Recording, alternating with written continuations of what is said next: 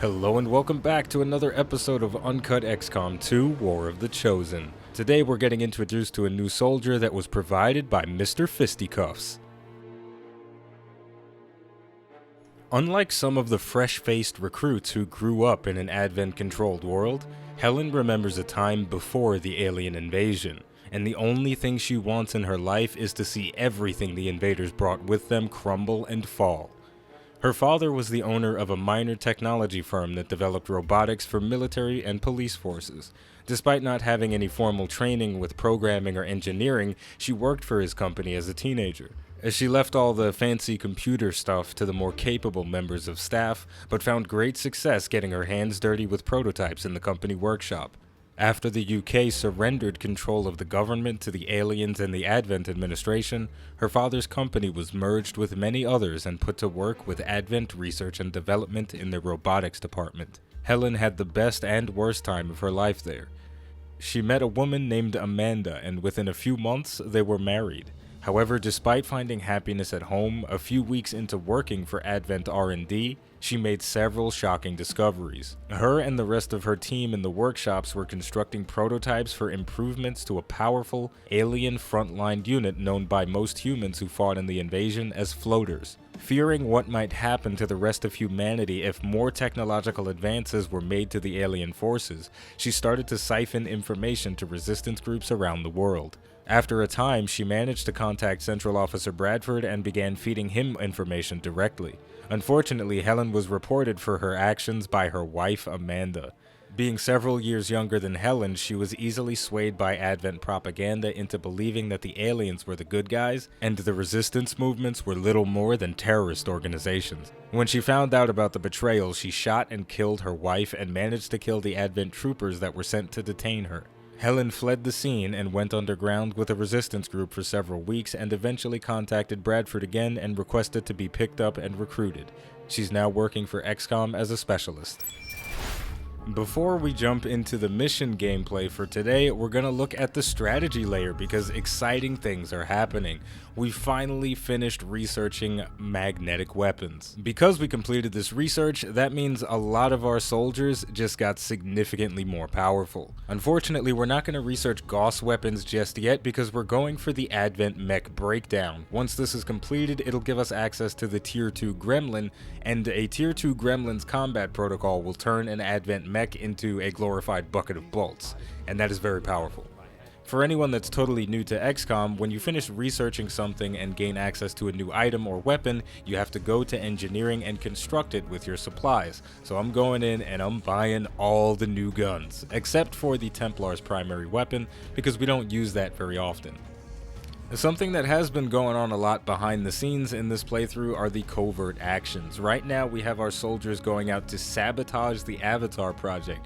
So this is going to take down the Avatar project's progress by 2 points. And that is very valuable because we haven't assaulted any black site facilities yet, so we need to keep that contained.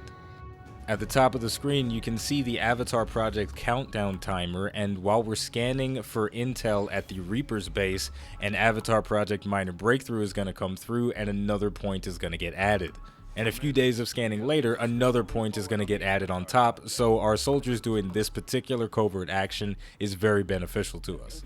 Last but certainly not least, we did a little bit more scanning and the Advent mech breakdown was completed, which gave us access to the Tier 2 Gremlins that I was mentioning before, and also a Proving Ground project called Blue Screen Protocol, which gives you access to EMP grenades and blue screen ammunition. Those are both effective against killing the mechanized forces of Advent. And we're going to switch our research to resistance radio. This allows you to build radio towers at the different resistance camps that you've made contact with, and those radio towers increase your supply income at the end of the month, and they also reduce the intel cost for contacting adjacent regions, so that's going to be very beneficial to our expansion. Now let's get into the mission for today. Once again, our resistance haven is under attack by Advent, Operation Frosthole. Our objective for today is to save as many civilians as we can, so let's get out there and do that. We have a slightly unorthodox squad composition today, and that's mostly because we don't have any grenades with us, so that means we have no way to destroy enemy cover, and we're going to have to rely very heavily on good positioning to win this battle.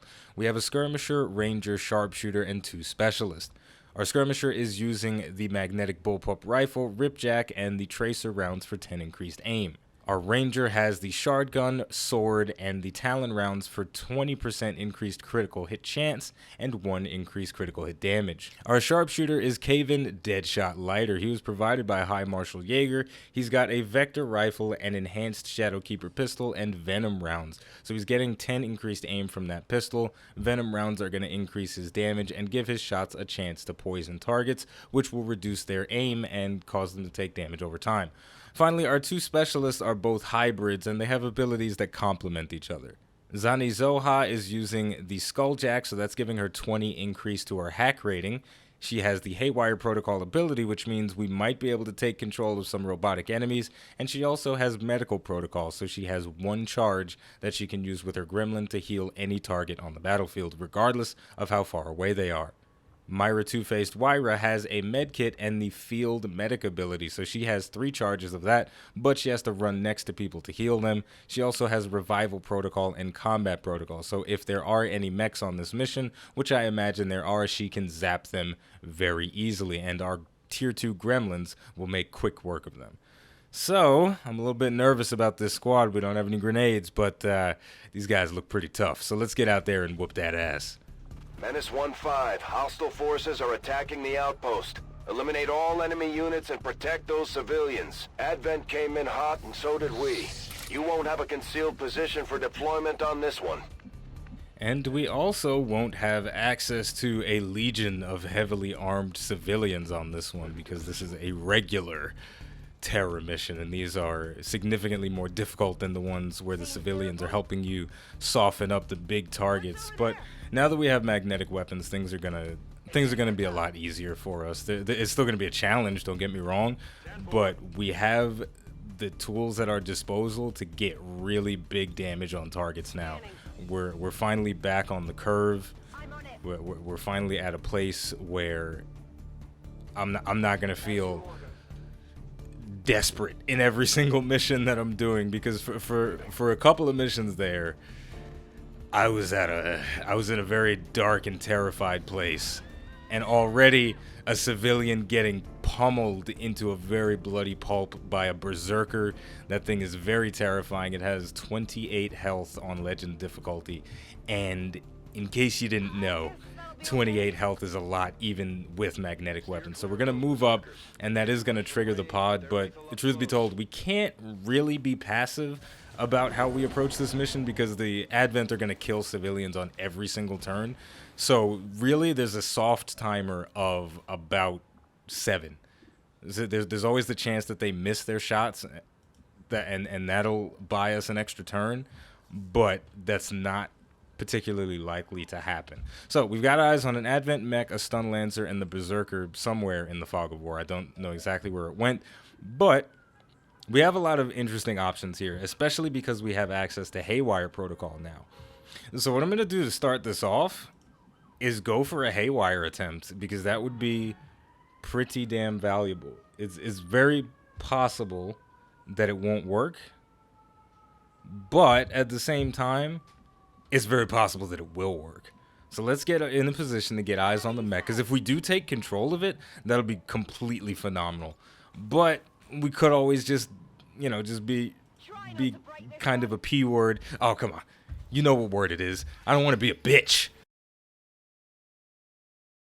But most of the time, the shutdown chance right now is 97.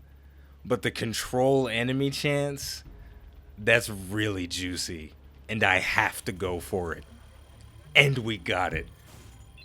Better take me to Vegas next time you go, because I'm a gambling man, and when I gamble, sometimes I win, and other times an Advent Purifier blows up and nearly kills my Templar. So there we go. We've got a mech on our side now, and this is going to be ridiculously valuable. We can charge this thing in guns blazing and do some ridiculous stuff. So that's awesome. We don't get access to it until the next turn, but that's okay. I can wait. Because as soon as we do have access to it, it's going to be a whole lot of fun. So we're going to rescue this civilian, so we've saved at least one person from getting smashed by a berserker. Unfortunately, we don't have eyes on it, so I'm going to go on Overwatch. It's very difficult to really predict what the berserker is going to shoot at. So tossing out a random aid protocol is not necessarily going to be beneficial. But what we can do for now is take a big shot on this thing. We got a 6 to 8 damage. If we crit, that's going to be massive because of the Talon rounds, and we have a 55% chance to crit. So that's amazing. And also Shadow Strike is boosting up our aim pretty significantly as well. So let's do it. Boom, right in the chest for 12. Nearly 50% of his health from one shot. I will frickin' take it. And the rest of our soldiers, our positioning is not that great for line of sight on our sharpshooter, but going on Overwatch is a pretty safe bet. And what the hell, we may as well take a shot at the Stun Lancer. Nice. So we're off to a good start, and I'm going to try my best not to go into full rage mode and like make stupid decisions this time. And so far, my decisions seem to be paying off, so I'm pretty happy about that. I'm not happy about the fact that the mech that I just purchased is getting beat into the ground, but this is usually what happens when you take over an enemy unit. Advent just goes completely apeshit and tries to kill it as quickly as possible. So at the very least, we're getting some damage reduction because of this, but I would like to at least fire a shot. That would be kind of nice, right? So yeah, we're going to get to fire a shot, and I think what I'm going to do is use the micro missiles because we can get damage on both of these targets with those.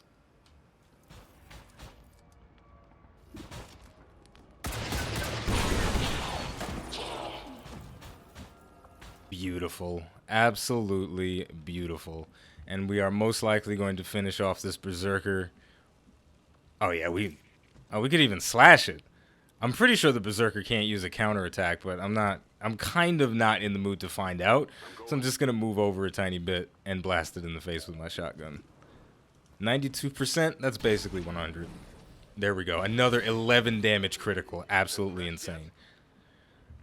So, while we got a little bit of downtime in between pods, War of the Chosen is a truly exciting expansion pack, I gotta say. It really augments the experience of the base game. I'm gonna try and make use of this high ground bonus for as long as possible, and maybe even go over here with the sharpshooter. We'll get him into position to do that in the coming turns.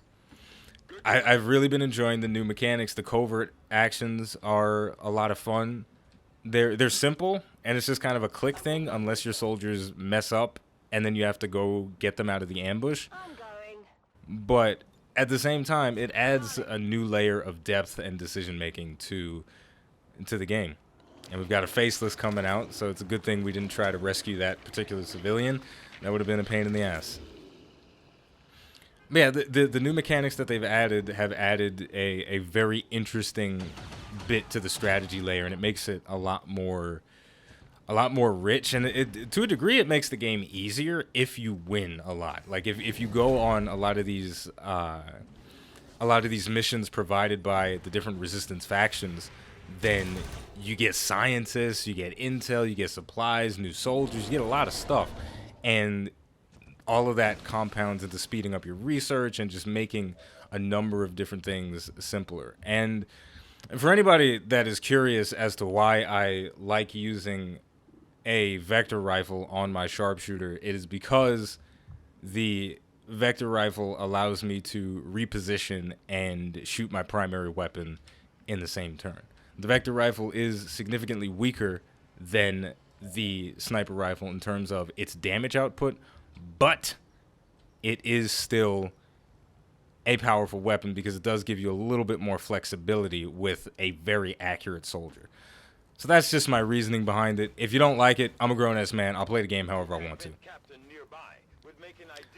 So I did activate this next pod by moving up the mech that I'm in control of, but this is kind of what I wanted to happen. I just want to get to a place where everything is active so I don't have to worry about tippy-toeing around anymore, and that is exactly what's happened. We got a lot of different targets to worry about. I'm going to try and kill Actually, the Purifier's not a big deal. I don't want to kill the Advent Officer because I have a Skulljack with me and I want to start advancing the story. So I'm going to just take a shot at something that I have a pretty good chance to hit, and that is the Advent Mech. It's a pretty dangerous target. We're going to shred off a little bit of armor, get some damage on it as well. So that means a single combat protocol will be enough to finish it off. And the Faceless, it's not a particularly dangerous enemy, but it's definitely one that we want to take out. We got 6 damage. We're going to get that 0 in proc. It's going to increase our aim on the next shot. Our hit chance has gone up to 100%. Our crit chance has gone up by 10. Bada bing, bada boom. The Pudding Man has met his doom. Best rhyme that I've ever come up with.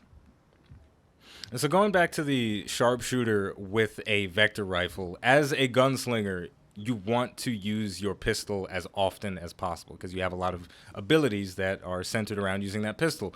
But from the current position I'm in, I'm too far away from these targets to use my pistol. So I can't do anything with it. So the abilities that I've spec'd into have no value right now.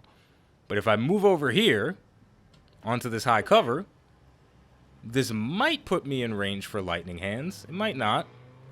But yes, it has put me in range for lightning hands. So now I can take shots with my pistol, which is exactly what I'm going to do, at this Berserker. Right in the face. 5 damage. Super amazing. And we poisoned it. And because I got the breakthrough research to increase pistol damage, my pistol is stronger than the vector rifle, which is kind of nullifying the whole point of this, and the technology of the Shadowkeeper pistol is 1 tier ahead, so my pistol is just straight up better than the vector rifle. But if I didn't get the breakthrough, or if I eventually get a breakthrough on vector rifles, then this combo of move, lightning hands, shoot the primary is going to become more valuable again. But for now, we're just going to double tap him with a pistol. All's well that ends well. That's a big 12 damage plus the poison, so even if we don't kill it, he's got reduced aim. I'm going so strategy heavy today, I feel like I need to redeem myself from the previous mission because it was an absolute tragedy.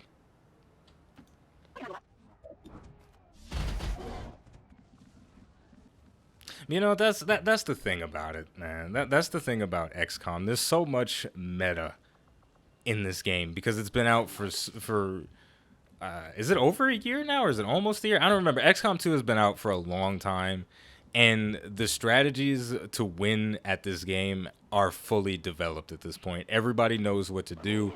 Everybody knows shotguns are ridiculously powerful. Grenadiers are insane. Blah, blah, blah. So anytime you do something a little bit unorthodox, then people take note of it, and they have something to say. I made a little information video, and I had the vector rifle sharpshooter, and a couple of people were saying, "Oh, dude, that's whack. It's terrible. Blah blah blah." I'm a grown ass man. I'll do what I want. That's number one. But number two, I like trying different strategies in XCOM because I have played it for about 500 hours, and I know what works, and I also know what doesn't work. But that doesn't mean I can't experiment. And our mech is taking a very serious beating. I think we're gonna lose control of the hack this turn or next turn. So if it dies now, it's not a big deal. But hey, we got a lot of use out of it.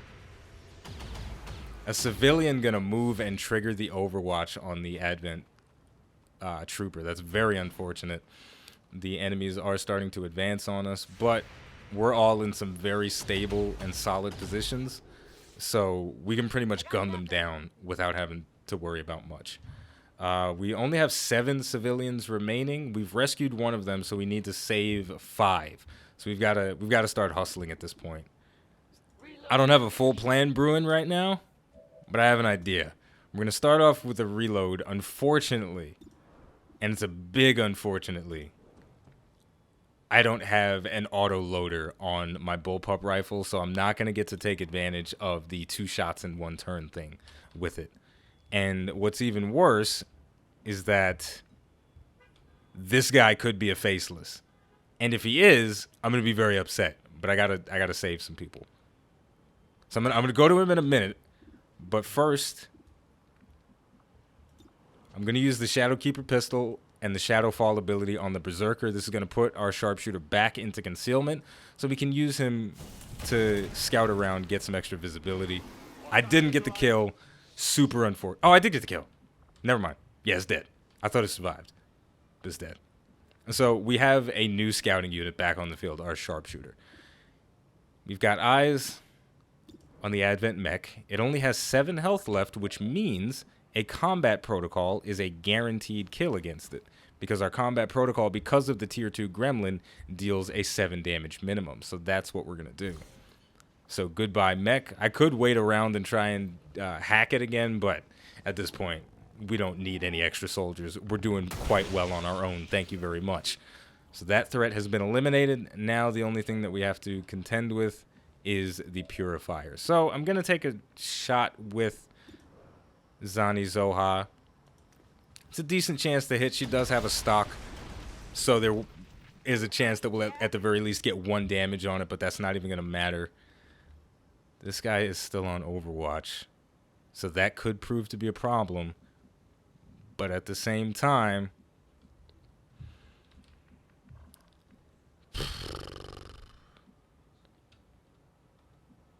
I really need to save some civilians, man. But I don't think there's a safe way for me to do that, because by walking through this concealment, I actually didn't know this guy was here before. So it's a good thing I saved my move with Lucifer, because he would have gotten caught by that Overwatch. He does not have Shadow Step. He has Shadow Strike. So I think the best course of action would be to try and flank with him. So I'm going to walk out a little bit. Because I'm in concealment, that's not going to trigger the Overwatch. And then I'm going to circle around to a new position. And that was a slightly risky maneuver because there could have been enemies there. I could have triggered another pod, but we got lucky. I'm just going to move our skirmisher back behind the cover so it's a bit more difficult for them to flank. The Advent Trooper making a move. I mean, the Advent Officer making a move going on Overwatch. This guy going for the... No, I thought he was going to go for the execute on the civilian, but he did startle them, and their Overwatches are going to trigger. And that civilian is on fire, so they're going to die if we don't save them. They better stop, drop, and roll. What you doing, girl? Didn't you go to first aid? Don't you know? So yeah, we're gonna have to make a bit of an executive decision here and rescue this civilian. I'm gonna assume because they're running away from the Advent that it's not a faceless, but I've been wrong before. Let's find out. You're clear. Move on. Oh my gosh, that I was ready for some next level deception to occur. Like, how crazy would it be if the aliens planted if they planted a faceless and they programmed it to be afraid of Advent so that when it scurries away, we think it's a civilian, and then we try to rescue it, and then it turns into the Pudding Man and eats our face. How crazy would that be? It would be asinine. So we're going to use the grappling hook on our skirmisher to get to a new position without consuming an action point. And we've got a flank on this Advent Trooper and 2 action points to use on our primary weapon. So goodbye, Trooper. We knew you well, but your ass is gone.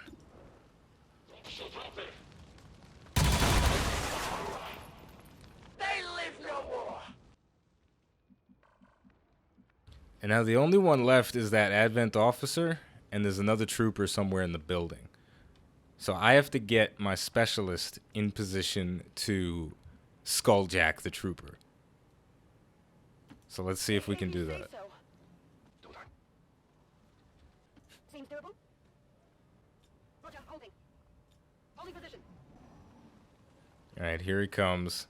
And what's really annoying about skulljacking the Advent Officer is that it summons a codex when you do it for the first time. So that means as soon as we jack him, we're going to have to contend with a second enemy, and a very difficult enemy. And we've got eyes on another group of enemies, and they're going after civilians as well. So we're actually running out of time here, and I might have to opt out of going for the skulljack if we lose anyone else. So let's try and rescue this person. Might be a faceless, might not be. It is not a faceless, thank the heavens. Alright. This Advent Trooper is basically a non-issue. We've got a 99% chance to grapple, and that deals 4 damage, so we're going to hook him and bring him right next to us. And then after he takes the guaranteed follow-up damage, it's a confirmed hit. Right in the face. We're going to blast him with our bullpup rifle from point-blank range. 100% chance. There's no survival for this guy. He's dead. That's a beautiful kill. And our hair trigger pops, so we get a free action. I'm not going to use it on reloading. Even though that seems like the smart decision, I want Sarah Redfield to change positions because her cover is not that great. You see she's very exposed from this angle. The sectoid was over here. If it moves up to that wall, it can take a flanking shot. I just don't want that to happen. So I'm going to move over. I will move. Now here's where things start to get ugly. We know where the last enemies are on the map, if my math is correct. But the thing that we don't know is if there are any more faceless. So by sprinting to rescue this civilian from getting blasted in the face, we are running the risk of getting damaged up ourselves. But I'm going to do it because this mission is going so well right now. And I just don't want to lose on a technicality because of the primary objective failure. So that's what I'm going to do. We've got 2 units in concealment, which is pretty beneficial for us.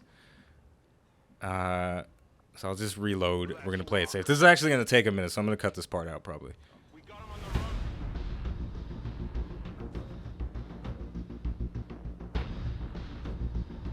Ah, shit.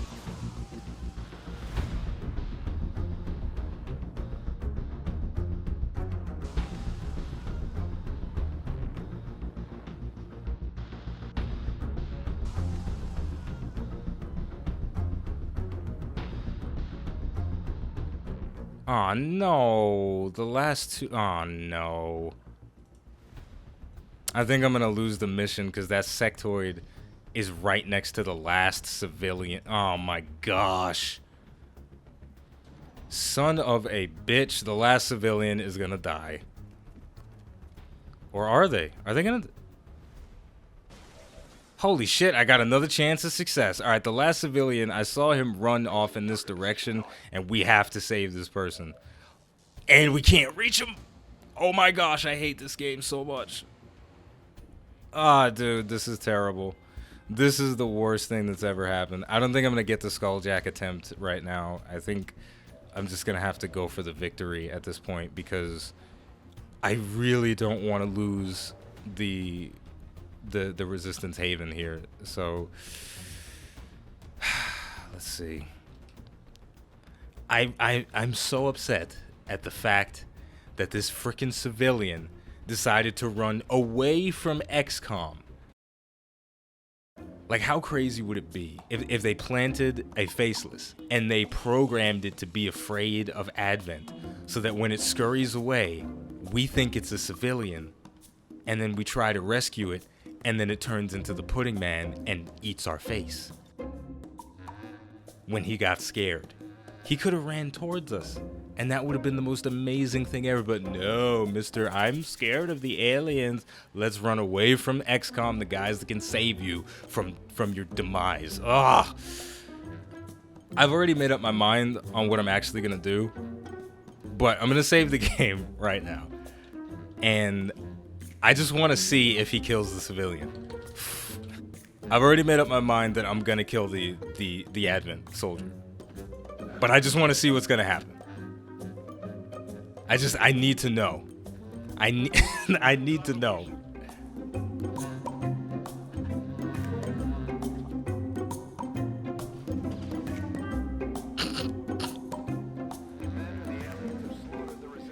So are you telling me that this civilian is a fucking faceless? Yeah. Yeah. Okay. I just needed to know. I needed to know. Yeah, just understand that I'm not save scumming. I'd already made up my mind as to what I was gonna do, and now I'm gonna do it. Okay? Okay.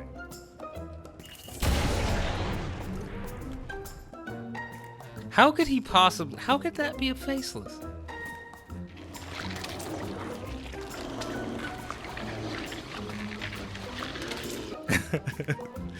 Whatever, man. Well, that's XCOM, baby. We beat the mission, so I really shouldn't be upset. But I really wanted to skulljack an Advent officer this go around. But you can't have everything you want in this life. We did it, and I'm gonna be happy about that. Nobody died. Nobody even really took damage, so that was absolutely fantastic. Flawless mission. On a terror mission? Come on. We gotta take a photo after that. Alright, clearly not my best poster, but hey, the Pudding Man is the real MVP of the alien squad for this particular mission. So there we go. We're gonna wrap it up with that. I am sweating because it's really hot out today. It's very humid in New York City right now. So with all of that said, the name of the game, of course, it is XCOM 2, baby. The name of the channel is iBluairJgR Gaming for Comedy. Thank you for watching. Don't forget to like, subscribe, and leave a comment, and I'll see you next time.